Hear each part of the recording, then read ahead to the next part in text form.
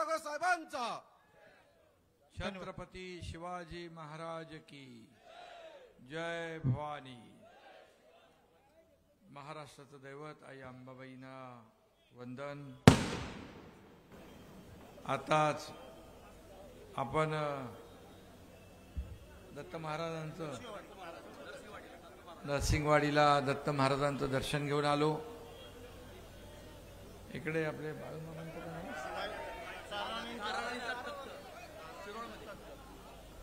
ताराराणींच्या तख्ताला वंदन. सद्गुरू बाळूमामा यांना दंडवत. बाळासाहेब ठाकरे यांना वंदन. आणि आजच्या या जयसिंगपूर मधल्या सभेला उपस्थित या विभागाचे लोकप्रिय आमदार राजेंद्र पाटील यड्रावकरजी,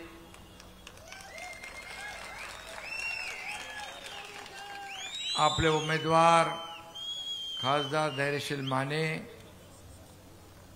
कवाडे, व्यासपीठावरील सर्व सन्माननीय मान्यवर. दुसऱ्या आणखी सभा असल्यामुळे मी सगळ्यांची नावं घेत नाही, माफ करा. आणि आज या मला वाटतं एका दिवसाच्या नोटीसवर एवढी मोठी सभा आपल्या आमदार महोदयांनी घेतली आणि यशस्वी करून दाखवली. खरं म्हणजे राजेंद्र पाटील यड्रावकर हे या विभागाचे लोकप्रिय आमदार आहेत. खरं म्हणजे त्यांनी सर्व जाती धर्माच्या लोकांना एकत्र केलं आणि विकासाच्या मुद्द्यावर त्यांनी या ठिकाणी काम केलं. खरं म्हणजे यड्रावकर आहे तो कुछ भी मुमकिन है.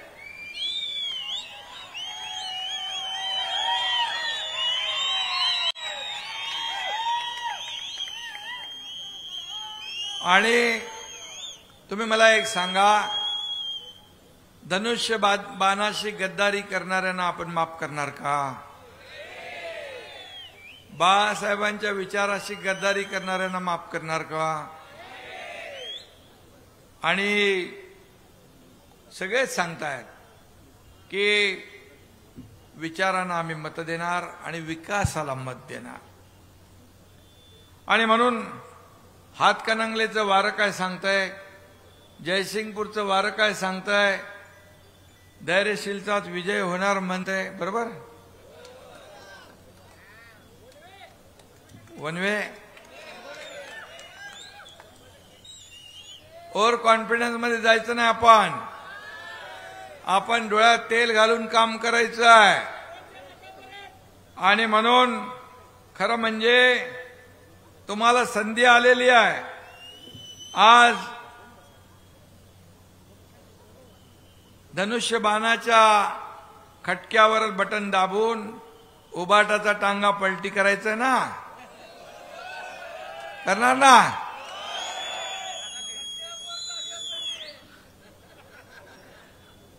टांगा पलटी, खटक्यावर बोट, टांगा पलटी, घोडे फरार. आणि मशालीची काय होणार? चिलीम.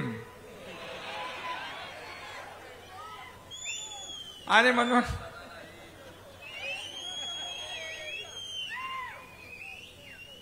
मी आपल्याला एवढंच सांगतो की धैर्यशील माने यांनी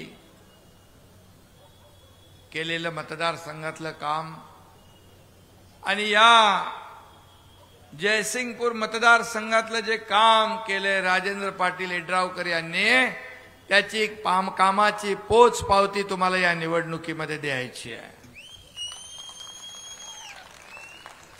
खरं म्हणजे अपक्ष राहून एक आमदार निवडून येतो याचा अर्थ त्याचं काम बोलतंय. काम बोलतंय म्हणून लोक निवडून देतात.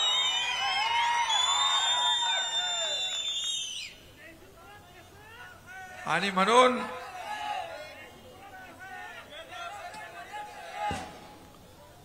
म्हणून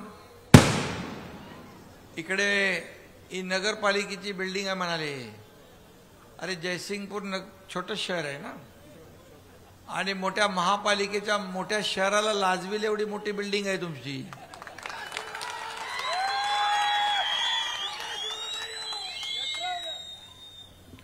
आणि म्हणून आज काम करायची जिद्द पाहिजे, इच्छाशक्ती पाहिजे, पाठपुरावा पाहिजे. ते जास्ती बोलत नाही पण कार्यक्रम बरोबर करतात. आणि म्हणून कमी बोलणं आणि जास्ती काम करणं ही त्यांची ओळख आहे. सर्वांना सोबत घेणं ही त्यांची ओळख आहे. जात धर्माच्या पलीकडे जाऊन काम करणं ही त्यांची ओळख आहे. मनुष्य सेवा ईश्वर सेवा समजणं हे त्यांची ओळख आहे. आणि म्हणून आज आपल्याला या निवडणुकीमध्ये, ही निवडणूक लोकसभेची आहे.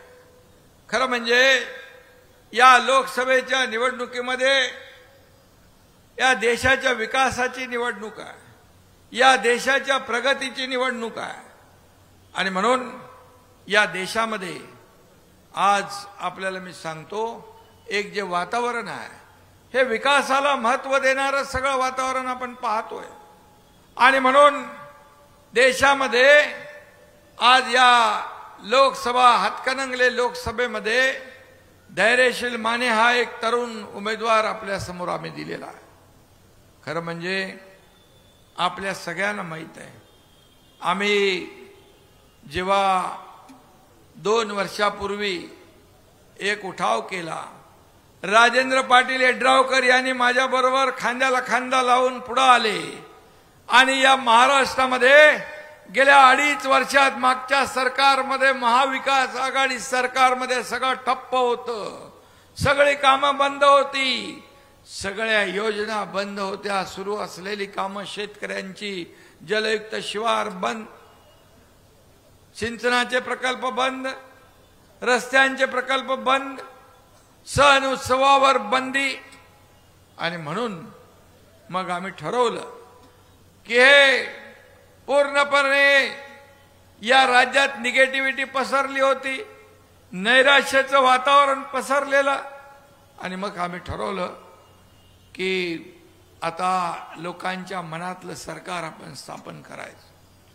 आणि मग तो दिवस उजाडला आणि आम्ही धाडसी निर्णय घेतला, सरकार बदललं.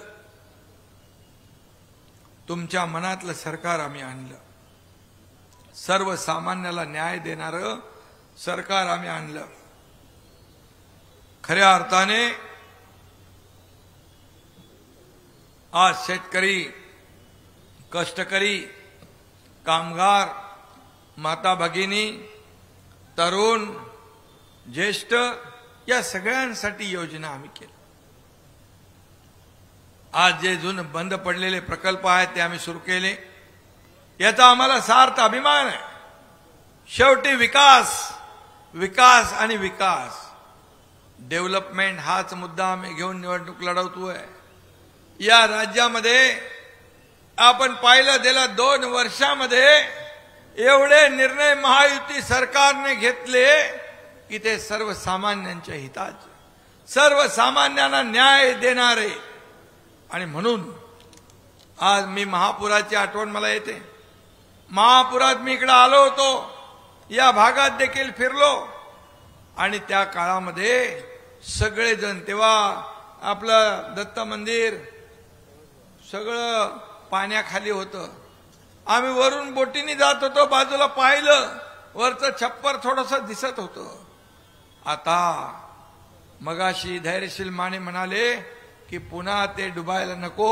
मी आपल्याला सांगतो, महापूर आता येणार नाही. आणि महापूर येऊ नये म्हणून फ्लड कंट्रोलसाठी आपण 3200 कोटीचा डीपीआर केला आहे. आपल्याला वर्ल्ड बँक पैसे देणार आहे. पंचगंगेचं प्रदूषण आपण दूर करतोय, त्याचा डीपीआर आपण तयार करतोय। या भागामध्ये अनेक विकासाची कामं आपल्याला करायची आहेत आणि यासाठी सरकार आपलं प्रयत्नशील आहे। आणि म्हणूनच आज मी मगाशी मला कागद दिला, आज मी सगळीकडे फिरतोय। फिरत असताना 40-45 डिग्री तापमान असताना देखील महायुतीचं वातावरण सगळीकडे पाहायला मिळतंय। कारण 10 वर्षामध्ये केंद्रात झालेलं काम आणि 2 वर्षात झालेलं इथे आपल्या राज्यात झालेलं काम, या डबल इंजिन सरकारचा प्रभाव या निवडणुकीमध्ये जाणवतोय। आणि म्हणून मी आपल्याला एवढंच सांगतो की आपल्याला भारताला, या आपल्या देशाला नंबर 1 करायचं ना, जगभरामध्ये आपल्या भारताचं नाव रोशन करायचं। आणि म्हणून यासाठी ही निवडणूक महत्वाची आहे। धैर्यशील सारखा आपला नवीन उमेद असलेला तरुण खासदार तुम्ही निवडून दिला आणि यावेळी देखील आज आपण ठरवायचं आहे की आपण मत कुणाला द्यायचं, ज्याने 50-60 वर्षामध्ये या देशाला अधोगतीला नेलं, त्यांना की 10 वर्षात या देशाची प्रगती केली त्यांना। आणि म्हणून आज मी आणखी सभा असल्यामुळे जास्त बोलणार नाही, पण एवढंच सांगतो की काही लोक त्यावेळेस या महापुरात बघितलं, जीवाची पर्वा न करता सगळे लोक मदत करत होते। एका ठिकाणी मी गेलो, तिकडे आपले शेतकरी पहिल्या माळ्यावर पाणी भरलं होतं म्हणून दुसऱ्या माळ्यावर होते। कुठे धैर्यशील आपण गेलो होतो, तिथं बघितलं तर त्यांच्या सोबत त्यांचं गोधन पण होतं, गाई म्हशी होत्या 2। मी म्हणालो बघा हे काय, ते म्हणाले आमचा परिवार आहे, हे आमचं कुटुंब आहे। एक कोल्हापूरकरांचं प्रेम बघा।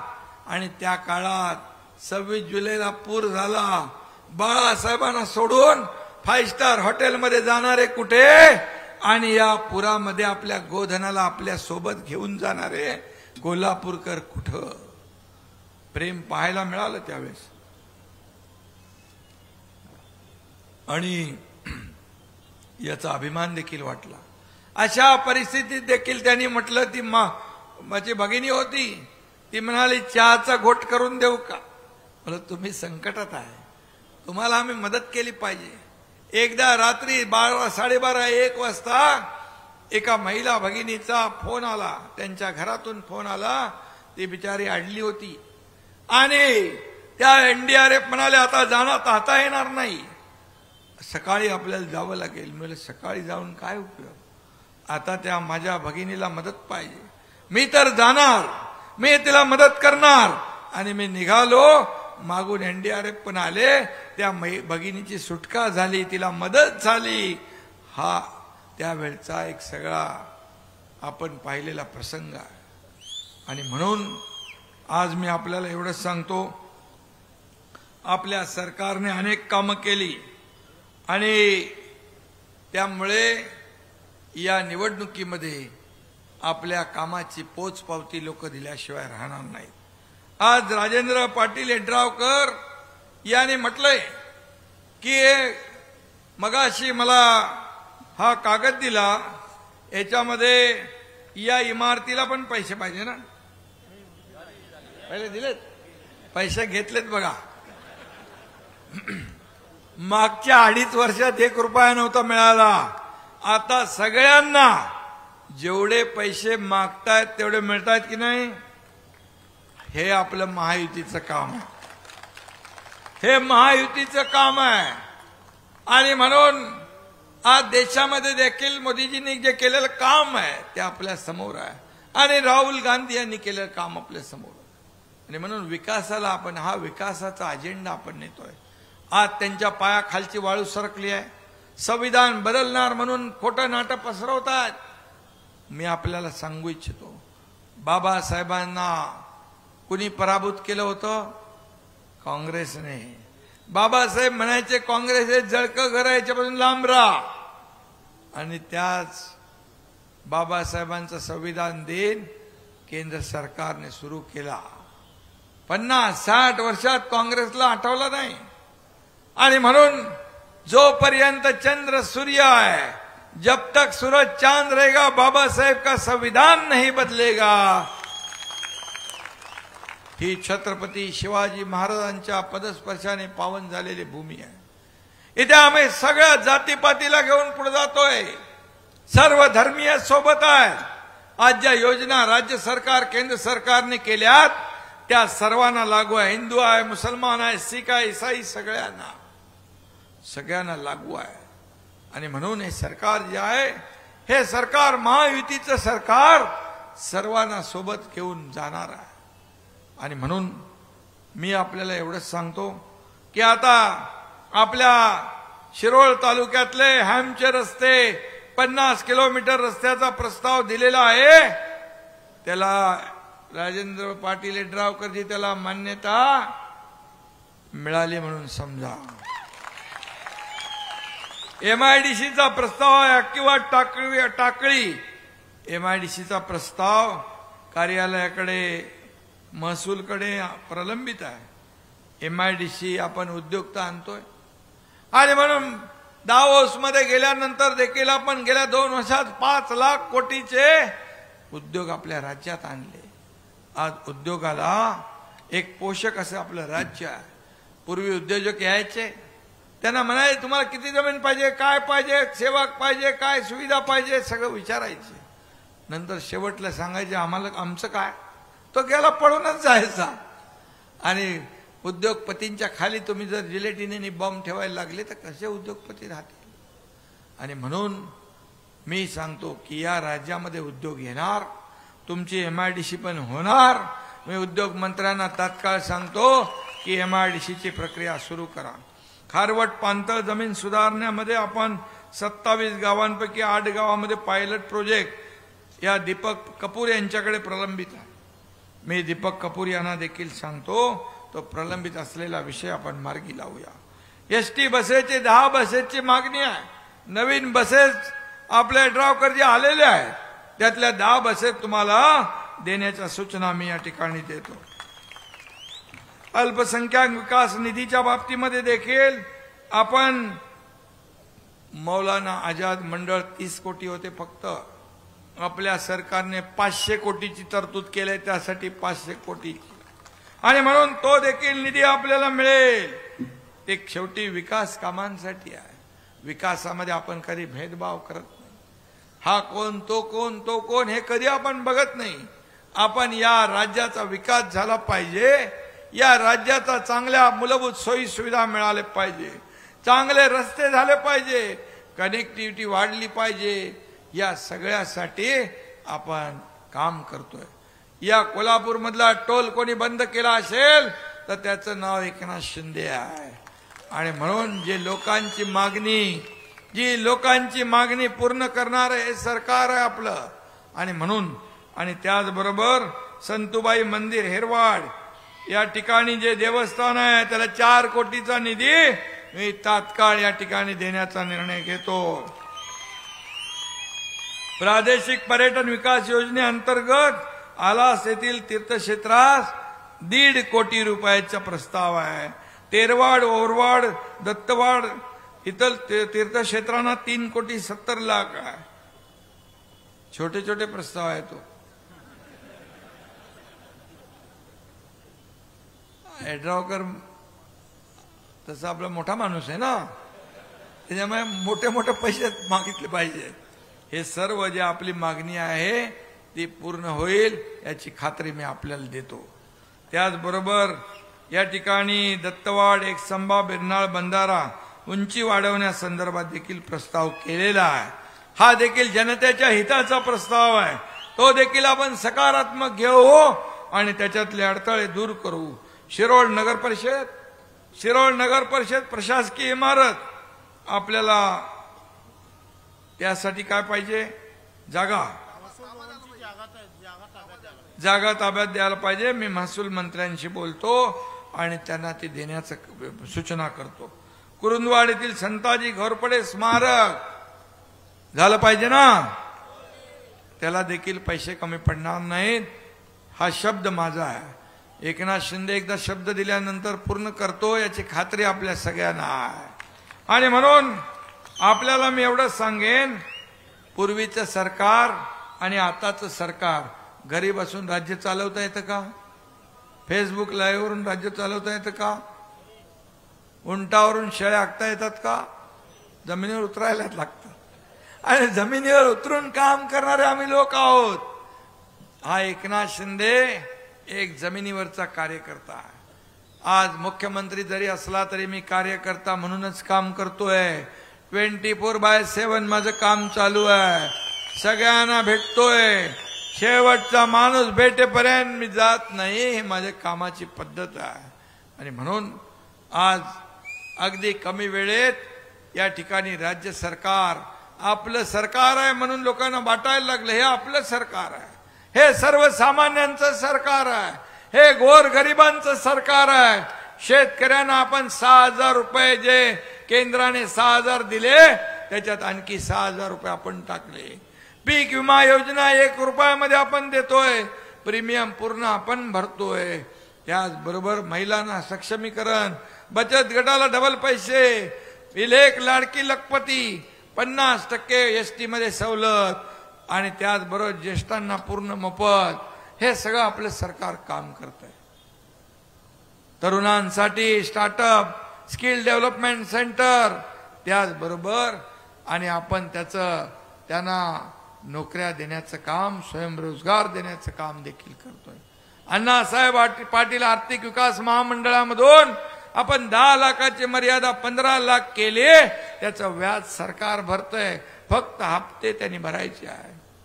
मराठा आरक्षणाचा मुद्दा देखील काही लोक टीका करतायत.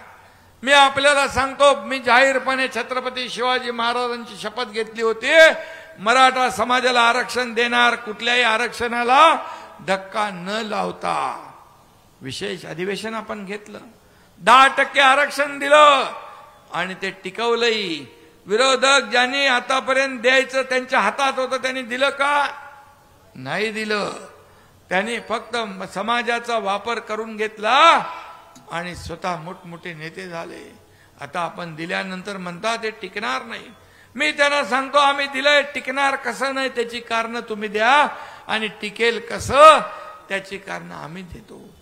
आज कोर्टामध्ये काही लोक गेलेत त्याच्या विरुद्ध, परंतु कोर्टाने त्याला स्थगिती दिलेली नाही, कोर्टाने स्टे दिला नाही आणि म्हणून मराठा समाजाला आरक्षण लागू झालेलं आहे. कुठल्याही समाजाला धक्का न लावता, ओबीसी इतर समाजाला कुठल्याही. ह्या कुणबी दाखले मिळू लागले, पूर्वी मिळत नव्हते, ते देखील आपण देऊ लागलो. आणि म्हणून सर्व समाजाला सोबत घेऊन जाणारे हे सरकार आहे. आणि म्हणून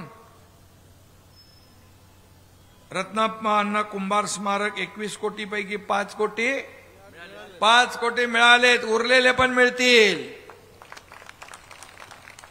मगाशी माझ्याकडे कोणीतरी कागद दिला होता, कोळी समाजाची दे काहीतरी पेन्शन बंद पडली होती, ती पेन्शन चालू केली आहे ना.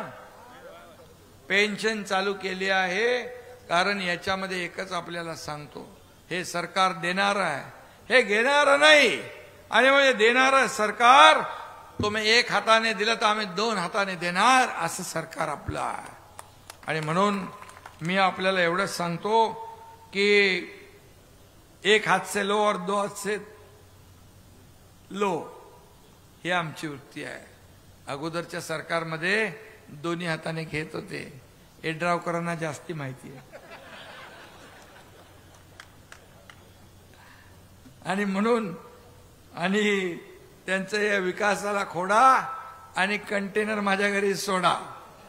कसला कंटेनर माहिती आहे ना, राजसाहेब बोलले होते, मनसेचे लोक पण इथे आहेत. आणि म्हणून आपलं एक आहे, आपण सर्वसामान्यांसाठी हे सरकार आहे आपलं. आता अतिशय मोठ्या बुलेटच्या स्पीडने काम करत आहे. आणि या निवडणुकीमध्ये देखील आपल्याला माझी विनंती आहे की खऱ्या अर्थाने महायुती जे हे सरकार काम करत आहे, केंद्रात 10 वर्षात केलेलं काम, या राज्यात 2 वर्षात केलेलं काम, याची पोच पावती आपण दिली पाहिजे. अशी विनंती आपल्याला मी करायला आलोय। आणि धैर्यशील माने यांच्याकडून मागे काही राहून गेला असेल, काही चुकला असेल तर आपण मोठ्या मनाने त्याला माफ करा। तो आपल्या हक्काचा उमेदवार आहे आणि पुढे चुकला तर मी आहेच आणि त्याचा कान पकडायचा अधिकार पण तुम्हाला आहे। आणि म्हणून मी आपल्याला, आणि येड्रावकरजी तर आहेतच, ते डायरेक्ट मला पकडतात। त्यामुळे आज राज्य सरकारकडून ज्या ज्या काही कामांची आपली प्रलंबित यादी आहे ही सर्व कामं आपलं सरकार करेल अशा प्रकारची खात्री मी आपल्याला देतो। येणाऱ्या 7 तारखेला आपण, आता उन्हाळा आहे परंतु आपण सगळ्यांनी मिळून जास्तीत जास्त मतदार जे आहेत ते आपले खाली उतरवले पाहिजे, त्यांना विनंती केली पाहिजे। काही बाहेर गावी गेलेत त्यांना आपण बोलवलं पाहिजे आणि मतदानाचा टक्का वाढवला पाहिजे। मतदार आपण वाढवलं तर मग त्याचं मार्जिन वाढेल। आणि म्हणून आपल्याला माझी विनंती आहे की आपण 7 तारखे, आता काय आज 4 तारीख आहे, 2च दिवस आहेत, या 2 दिवसामध्ये आपण जेवढी मेहनत करता येईल तेवढी करा।